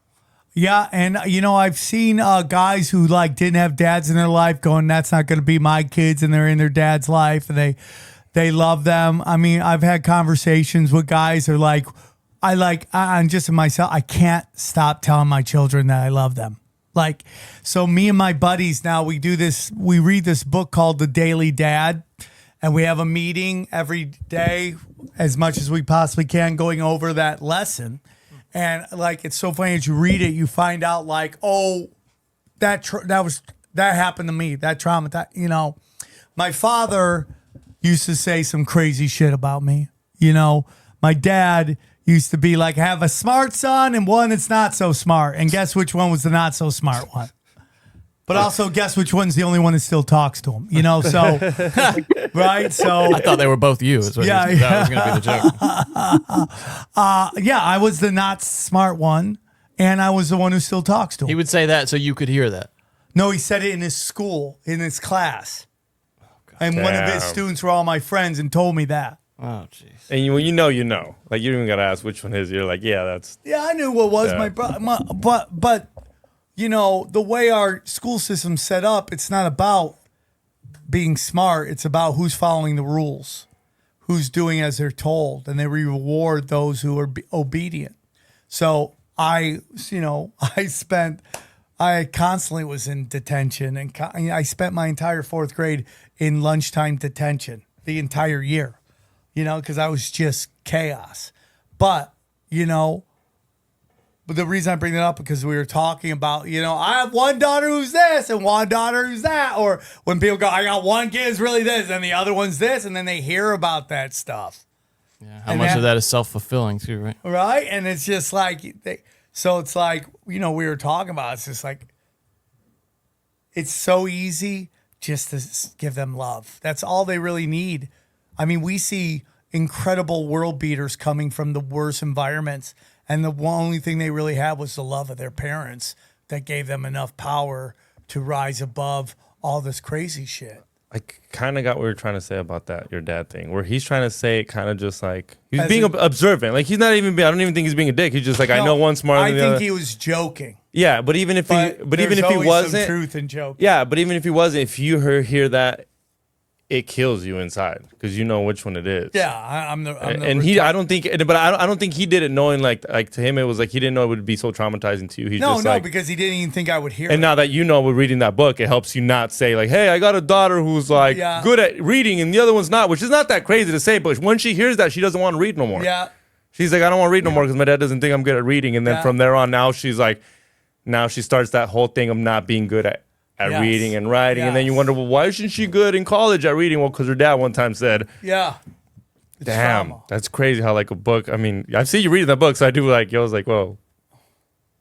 And you know what's super crazy, at least like in terms of what I see when people start to work with me, is those things. Like the way that you just unraveled that was so right on, and so like that's exactly the kind of stuff that people end up remembering and processing and like releasing when they start to work with me, and then to see how their lives change, because the weight of that stuff is heavy in a way that we, from a conscious perspective, really can't even appreciate.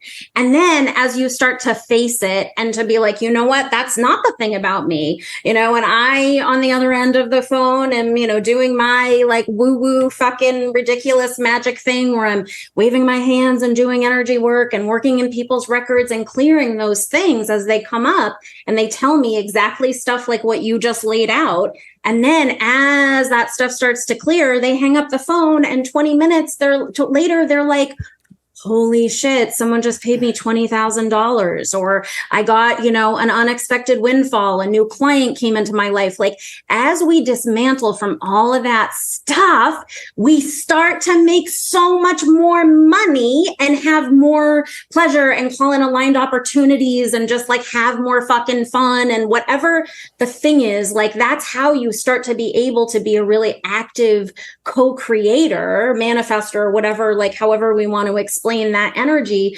But you have to just start to get rid of all of that other stuff that you haven't faced. Let it go. And then it gets good, because it's like, I liken it, like I was describing it a couple of weeks ago in one of the groups that I run, about using an image of like, you inherit, a gorgeous mansion, right? You inherited this gorgeous mansion. All right, you go into the mansion is cluttered with a million different like dusty old ass furniture from, relatives and all kinds of stuff that is just like not your vibe and you don't like it. But if you don't make an active choice to go in and clear all of that stuff out, do a deep clean, really like go in and say, all right, like this has good bones, right? If we're using like the human soul as like an idea of like the bones of it, right? But you got to get in there, clean that stuff out, clear out the things you don't want anymore so that you can actually fill it with the stuff you want. Because as long as you're, I agree with all this. And this gets into the higher vibrational stuff. Higher vibrational actions bring in higher vibrational energy. It's just the way it goes. It's just, man, it's so fucking crazy. I think it was on the last episode with Greg Carlwood where he's talking about how all these amazing, once he accepted his show and what he did, all this amazing stuff started happening for him. And it's just like he understood his journey and what he's doing. And that's, again, so much of our modern day culture is like turning things like sadness, anger, depression, which I'm not saying are good things, but I do think these are the universe talking to you and telling you you're not on your right path. And what happens is, you go, hey doctor, I'm sad, I'm angry, I'm depressed. Oh, here's a pill. I take this pill and now I'm still doing these things that make me depressed, but now I'm numb to it. And I just keep marching forward, going against my mission. That's why I 100% believe happens. It's drugs too. Well, drugs is about, I don't want to feel who I am, so I do a ton of drugs, which is completely and utterly me and how I operate. It's all treating symptoms rather than disease, And not feeling your emotions of what is going on. Who you don't really want to get in touch with the real you. It's too much shit. So you numb the fuck out. Yeah. For a certain type of person too, it's also easier to do that than interact with people. It makes it easier to interact with people. Because anxiety and social all that shit. I have completely awful social anxiety.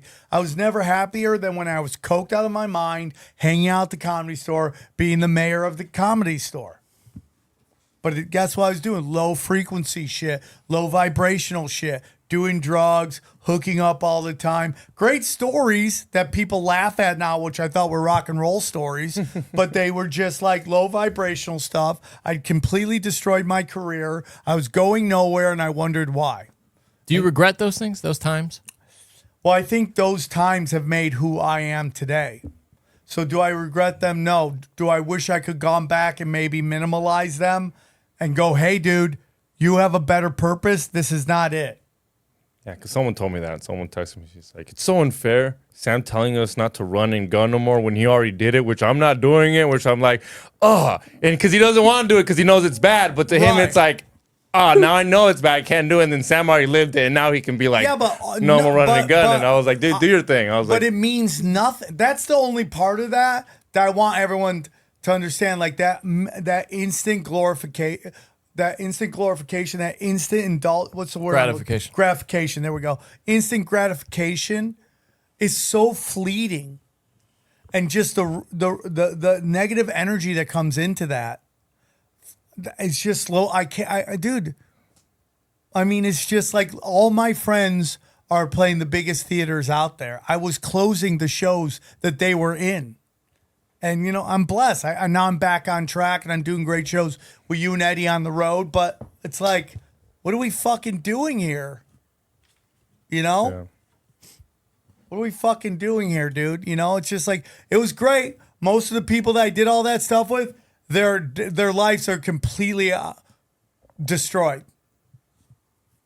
And the ones that aren't are the ones who got sober and stopped behaving in that thing. It's like sex. It's like, I listen, man, I would love to tell you that I don't enjoy crazy one night stand shit. I would love to tell you that. But I also know that you do that enough, that's fucking an energy ritual.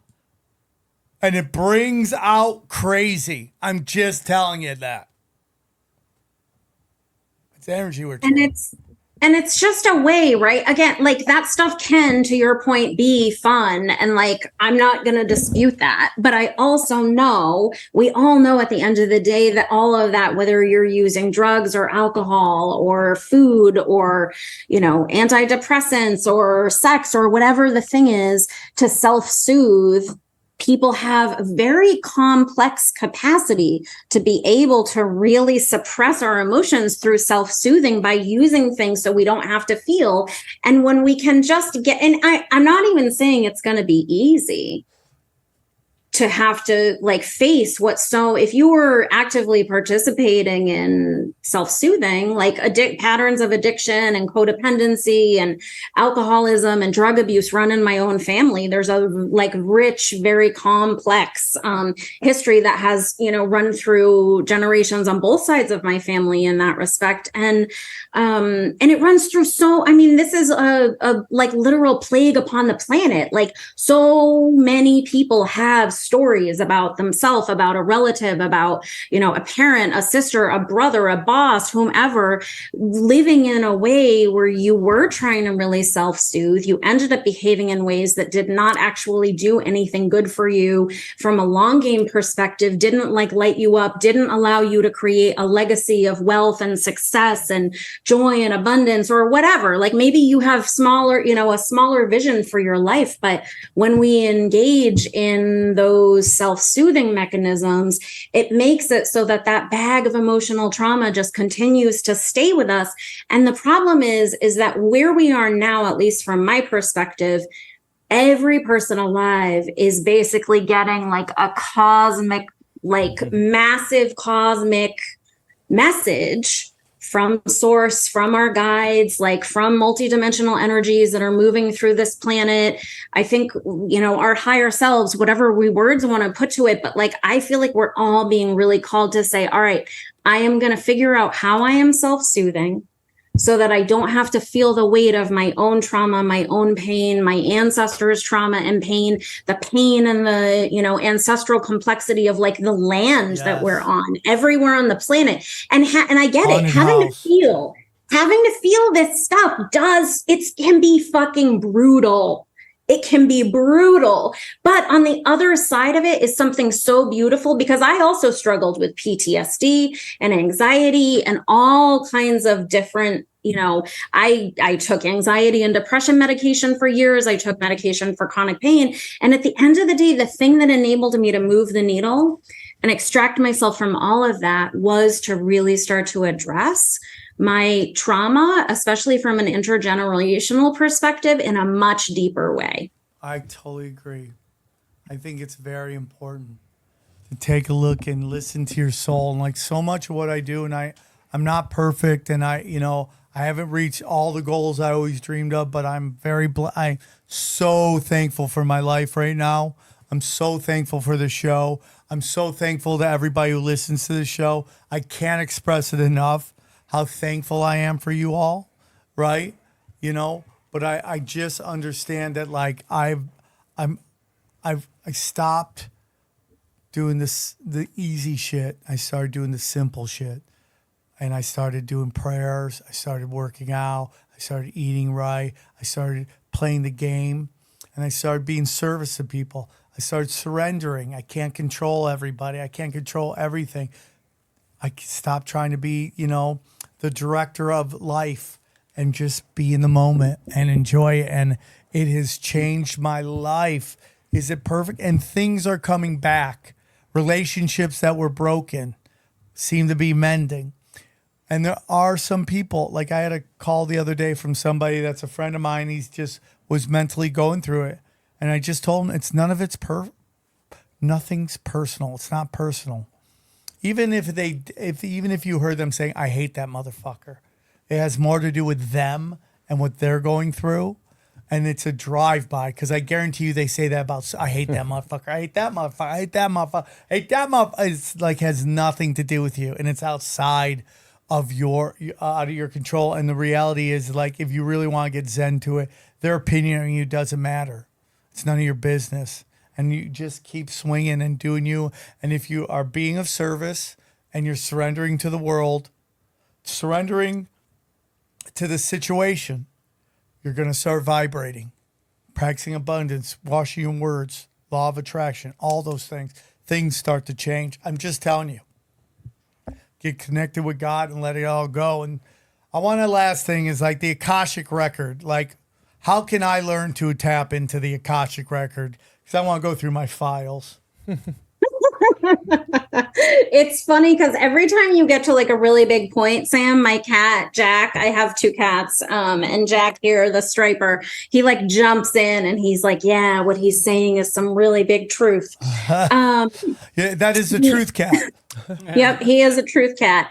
So the Akashic records are just fucking amazing. I realized, I don't know, I think the first time I ever heard the words the Akashic records, a light bulb went off in my own head, and I was like, oh, I have always been in the Akashic records, which is how, at least from my perception, why I'm so claircognizant, why like crazy things have always happened to me where I would just like be able to know and see. And, I have like a billion stories about ways that I've like experienced really wild information. But to me, the Akashic records are, first of all, available to all of us. We all have the capacity to be able to tap into what amounts, from my perspective, to a lot of people liken it to like a library of information. That is both like, we have Akashic records that are records from all of the lives that we have or ever will live. My cat has Akashic records. My business has Akashic records. So like all of creation has a record that essentially attaches to the, that creative energy. And then we have the ability, whether, you work with someone like me who reads the records and can go in and answer questions and be able to communicate with your guides and record keepers, or there are a lot of really cool programs available now where you can actually like learn how to navigate through the records and read them. I have a 4-month course I call Cosmic Alchemy Academy that we're starting in a couple of weeks. And that is one of the things that happens when people end up signing up for this course, through which I help you activate your psychic gifts and your intuitive magic. And it's so fun because what my guides always tell me is I essentially activate in other people the unique way they read the records. So maybe they like, literally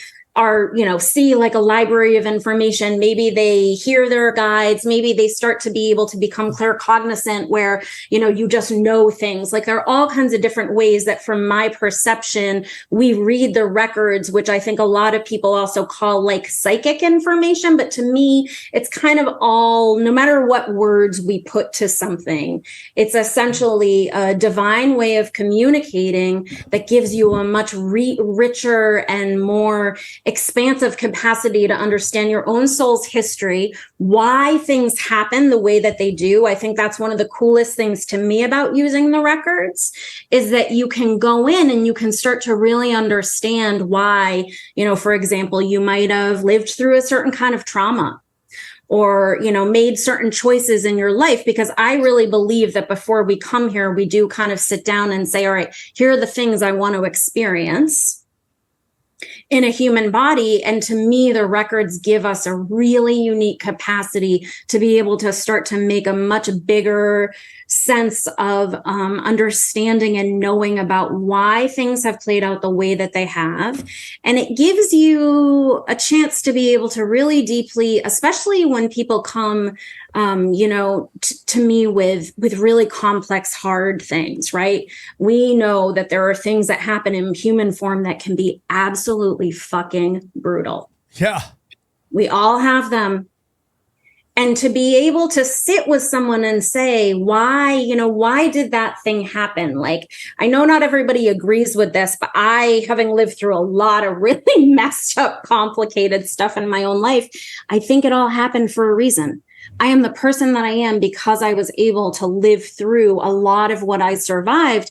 And it gave me a level of courage and a level of bravery and a level of fortitude and just kind of like awareness that the only thing I could ever do was be completely myself, in a way that that if I hadn't lived through a lot of what I lived through, like, I don't know, I might not be as fucking brave. Yeah. I think people don't understand. I always say this all the time. The universe warns you and then it shows you. And everything is a life lesson. And when life doesn't go the way you want to, it's usually you're learning something for a bigger event coming up. That is my honest belief. And I am very interested in checking out your course. I just want to I just want to learn everything. I wish I had more time. Oh, dude, I feel like I need infinite lifetimes. And maybe that's what this whole thing is something needs infinite lifetimes and infinite lives to I was thinking everything. The other day that let's say we could clone ourselves so that we could have the clone do all of our work and then we could live our life. We would speed up our life so much that we need multiple clones. And we would never have enough clones to fill the life because we would just That's the plot of a TV show, Severance, is they have these people that just go into work. Well, no, the plot of the show, Severance. Okay, so it's not a clone, but you walk in, and as soon as you walk in the door, basically go up the elevator, your brain has no memory of who you are. It only exists, the person that you become only exists in the workspace. So it's like you've made part of your brain a slave to you that just works. And then as soon as it goes down the elevator, you're yourself again, and it's like no time has passed.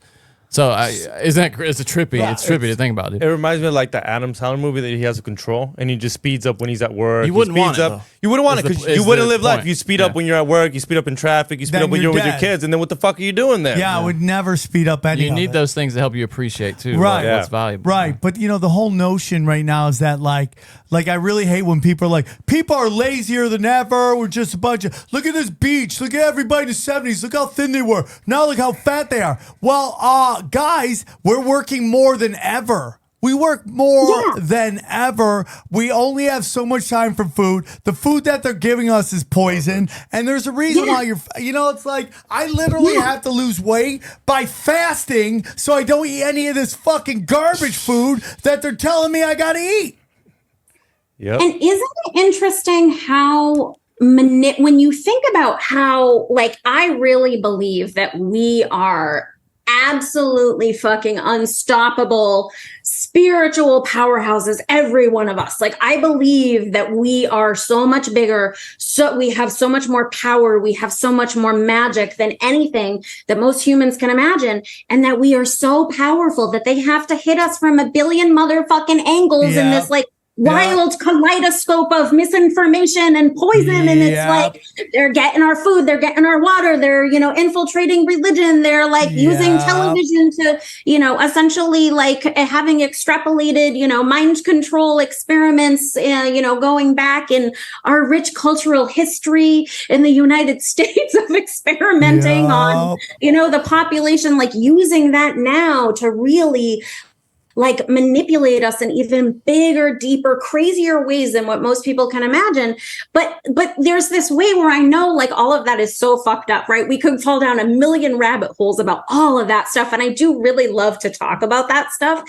But what I feel like the bigger thing to me that I'm like, not that I like that we're manipulated, but there's this way where it gives me this sense of like unstoppable hope. because I'm like, we are so powerful, every one of us, that they need to come at us from so many angles. And I feel like the work that you guys are doing, the work that I am doing, right? It's like literally an effort to like chip away so that people have a chance to be able to reclaim and remember how enormous we are, because otherwise they wouldn't need to come at us from a million fucking angles. Speaking on the diet angle, my mom was in the hospital with some serious shit. And you know what they roll in there? Garbage. Cheeseburgers and ice cream. And she's like, well, if the hospital's serving it, it must be on my diet. She's got like heart things going on. Yeah. And they're just rolling in there like a teenager's diet. Yeah. It's crazy. A hospital, dude. A hospital, nuts. that's insane. Yeah. Dude, have you ever been to the cafeteria at the hospital? Garbage too. Like how you get her? Aren't you supposed to be serving the best food out there? Even if I'm willing to pay for it, I should be able to pay for it. It just proves that they don't view food as medicine, which is a huge mistake. Well, it just proves that like our healthcare whole system It's sick care. Yeah. is really sick care. And like if you give your mom, who needs to be the healthiest she could be, if you give her all that ugly bad food, she might stay there longer, which allows them to make more money. Yeah. Totally. Right? The view of healthcare is just so, again, inverted. It's funny too, and I brought her food from outside, like some relative, and they were like, "No, Yep. can't do that." Hey, dude, are you trying to get her healthy? Your mom's on the cardiac diet. And what's the cardiac? Oh, well, it's mostly cheeseburgers and bread. Well, did you hear about the people who brought in IV to their family members in the that hospital? became a whole thing. Yeah, and legal they got case. healthier? Well, but you're talking about the one where like they sued him, that like the wife wanted to give it to this guy who was basically on his deathbed, and they wouldn't let him let her do it. He snuck it to him? Yeah, that's like when one they of weren't the paying attention? I don't know about and that. he got help. It was out in 2 days. Oh wow. In and out. No. Yeah. All right. Well, I could keep you here all day. It's been a wonderful conversation. Yep. Thank you so much. Andrea, can you tell them one more time where they can find you, your new program or school that you're running, and all that stuff? Yeah. So you guys can find me. My website is weareheretoremember.com. It's all spelled out except the number 2, because I'm a nerd and I love numbers. You can find me on Instagram at @cwitchery. I have I have another round of this course I run called Cosmic Alchemy Academy. We start at the beginning of September. So come sign up. It is going to be so amazing. The stuff I have seen people create and do and change in their lives working in my energy. I have sessions and, business mentorship and all kinds of different stuff. But yeah, find me. I have a freebie also. I like to be able to hit all angles and really serve people wherever it is that they are in their journey. And I have a really cool freebie, which is called the Money, Magic, and Miracles Activation Bundle, where I have a couple different meditations and channeled healing. So yeah, just jump into Cosmic Alchemy. And if you go to my website and you send me a message, if you hear this in the next couple of weeks and you want to jump into Cosmic Alchemy, I'll give you a little VIP discount if you submit a comment on the website and just reach out to my team. Let's go. Thank you. Yeah. Let's go. Yeah. Well, we appreciate you coming on. This has been a wonderful conversation. And we hope you enjoyed this. Thank you so much, Andrea. Again, we look forward to having you back and also back on Zero as well. Guys, go check out SamTripoli for all my live events. They've been really rocking.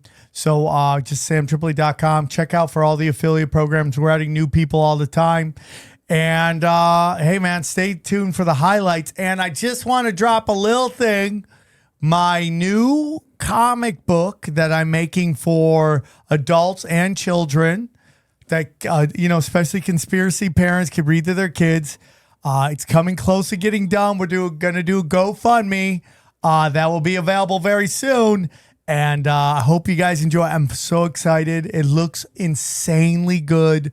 The Paranoid American is pushing and leading the charge on this. And I'm very thankful. And I'm just so excited about all of it. So I just wanted to drop a little crumb.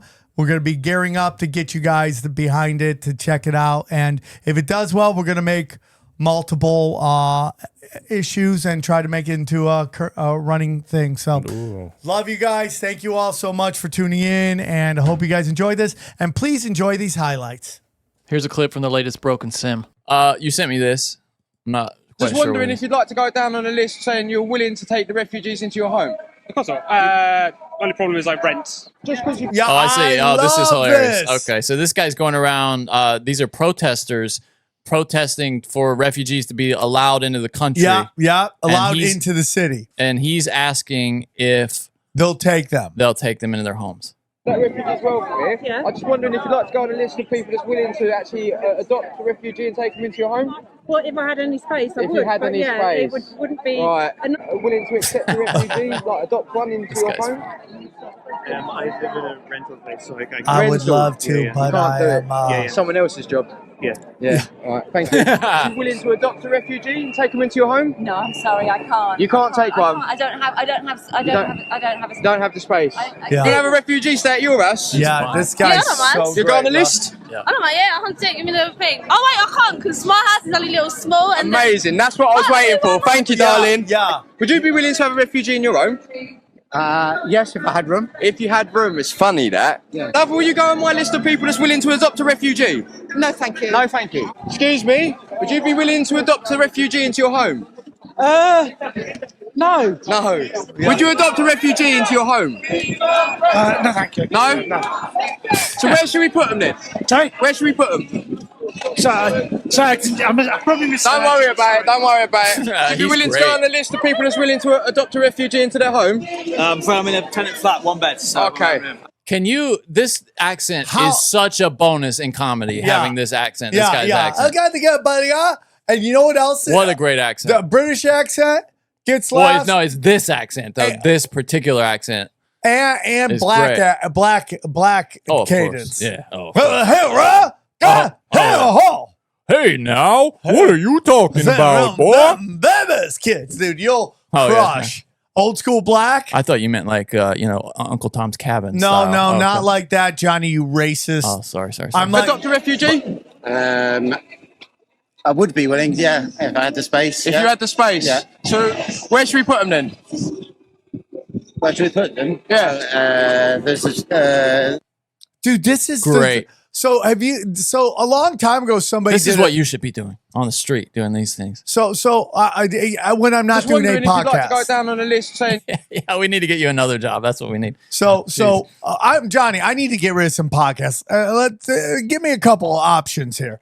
But so somebody did this with racism, where they were like, all these white people are like, oh man, stop racism, do all this stuff, and like they're all virtue signaling, and then they followed them. None of them have any black friends. None of them had any black people in their neighborhood. None of them had any of that stuff. It's all virtue signaling. But see, what happens is that once this gets really bad, like you do all this virtual signaling and you vote virtual signaling, then suddenly it becomes real. And then you become like this chick in Portland who got punched in the face and she got her teeth knocked out. Now she's Republican. You have this famous story now. That's what I was about to bring up. We got to talk about that in Alabama, right? That's what you're going to talk about. Well, no, we'll get into that. But then you have the story in San Francisco where this woman got spit in her face by a homeless guy. He said he was gonna R her. Yeah. And then people were just walking by like nothing was happening. Yeah. It's crazy. So you want to, we'll do this before we get in the news. Actually, I have one more fun with stupid. Was it you that sent me how the delivery robots are being attacked? All right, guys, real quick, I want to tell you about our affiliate program on SamTripoli.com. I'm working with some really wonderful people trying to get you the best of the best that I think is important for you in the upcoming zombie apocalypse, okay? So we have, if you're looking for gold and silver, who knows what's going to happen with the fractional reserve banking system? It could collapse at any moment, maybe in August. We don't know. If you go to buy gold and silver, go to SamTripoli.com, SamTripoli.gold. You can join the Wise Wolf program, and they will ship out to you monthly installments of precious metals. I do it every month. I'm getting sent precious metals, a lot of silver, some gold. I love doing it. It's a great way to stock up on precious metals. Aqua Cure hydrogen gas. I've had people hit me up, tell me they love doing it and how it's really working for them. I have it at home. I have to hook it up. It's a lot of stuff I'm working on, but I'm going to put it together so I can start breathing that sweet, sweet, sweet hydrogen, man. Give me that sweet hydrogen. But click on that. You can use the promo code right there. It says it right there on the banner. Use that. Joel Staley is a good friend of mine, and he helped me lose a lot of weight. I am now doing a 75 hard, leading into going back into fasting. I'm training my body, doing fasting. Joel Staley has a proven system that will help you lose weight. Again, just click the banner, use the promo code, and Joel Staley will work with you. He's going to help you, if you do it right, lose 25 to 50 pounds in 90 days. That's like half a person right there. Harley Ray. We love, yay. Yeah. We love the Harley Ray people. We love them. Look at that size of that. Was that crystal right there? Holy dude, cow. I got a ton of these for, she sent them to us for Broken Salmon. They're great, man. Look at those. Damn, bro. They're huge, dude. They're huge. I know XG thinks there's something else. I was about to say, careful with that, ladies. Yeah, okay. Going back. Again, if you just use... God, those are big. What? I mean, that's like her whole forearm. Yeah. Easy, guys. Easy. They listen to the show. Their parents listen too. Please stop. But if you use Swarm 15, you get 15% off anything you're buying. And finally, Legal Shield. If you're looking for some legal help, they do a monthly thing, and with that, you can. They got different law firms they work with that can help you. Sign up and get some legal help on certain things. So check that out. Again, Legal Shield, they're there to help, and that's our affiliate. So, all right, check it out. Help us, help you, help us, help you. We go deep, homeboy. Aaron, open your mind. Drink from the fountain of knowledge. There's lizard people everywhere. That's some interdimensional shit. Wake up, Aaron. This is only the beginning. Dude, you just blew my mind. Tinfoil hat.